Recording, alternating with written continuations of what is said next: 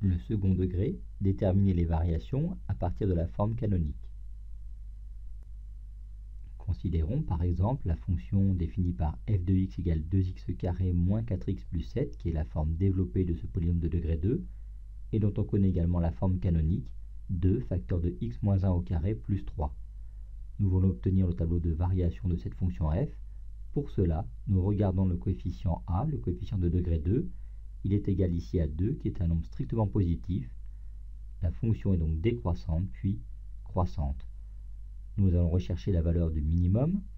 Pour cela, dans l'expression de la forme canonique, nous avons un produit 2 facteur de x moins 1 au carré, produit de deux nombres positifs, qui est donc positif pour tout réel x.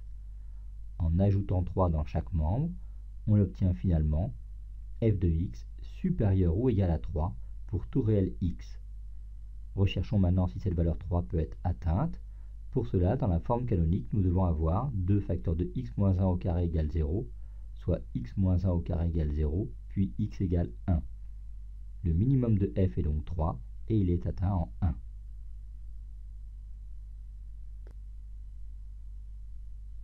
Considérons maintenant un autre exemple, soit f de x égale moins 3x carré moins 12x moins 11, forme développée de f, et la forme canonique moins 3 facteur de x plus 2 au carré plus 1. Pour obtenir le tableau des variations, nous regardons à nouveau le coefficient de degré 2, a, qui est égal ici à moins 3, nombre strictement négatif. La fonction est alors croissante, puis décroissante.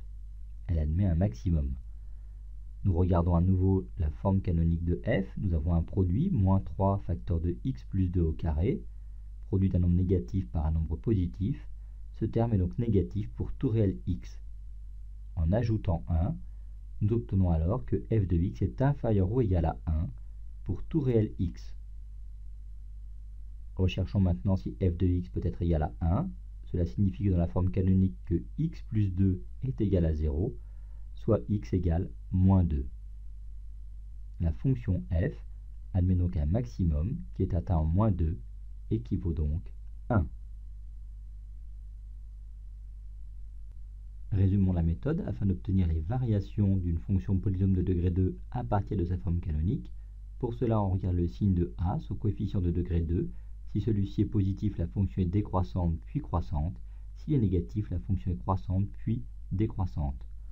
Ensuite, soit nous parvenons à identifier alpha et bêta dans l'écriture de la forme canonique, soit nous pouvons utiliser la méthode vue précédemment en s'appuyant sur le signe du terme a facteur de x moins alpha au carré.